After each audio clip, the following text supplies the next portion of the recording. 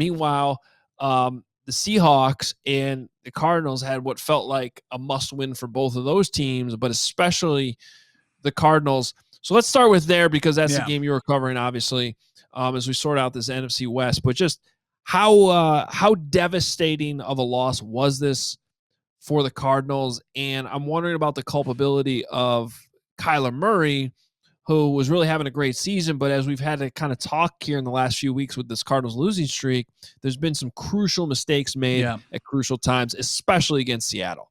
Yeah, I mean, and Kyler took, the lead as far as in responsibility for the loss. Just said it's on him.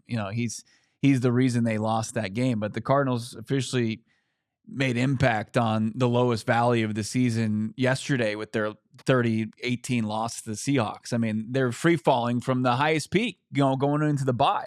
They've now lost 3 straight, and Kyler Murray poured gasoline as far as the narrative that he can't win in meaningful games in December with a pair of brutal interceptions on back-to-back drives. That was on the heels of a long touchdown pass to open up the game to Michael Wilson. So, loss torpedoes the Cardinals' playoff chances. It's officially on life support. If they won that game, there was like a 70% chance that they were going to win the West, and now it's all the way down. It's dwindled to about 11% chance. So, like about a 1 in 10 chance that they make it. Now, there's a path back to playing relevant games at the end of the season. They got a good game, a game against the Patriots coming up this week, winnable game. They got a game against the feisty Panthers after that. That's another winnable game.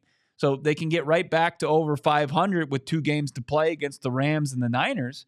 But I think that this was their opportunity. I mean, this loss, I still think kind of takes a back seat to what you were talking about.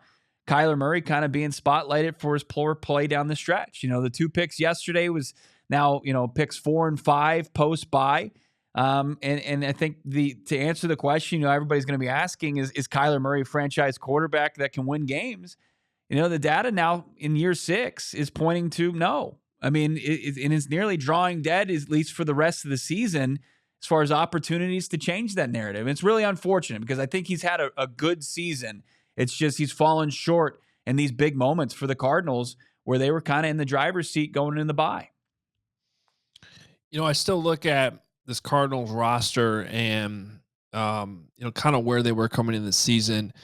And it still feels like it's been a good year for the Cardinals. But it's got to feel disappointing right now to lose 3 straight when, you're 6-4 and it seemed like really the door was wide open to go win this division.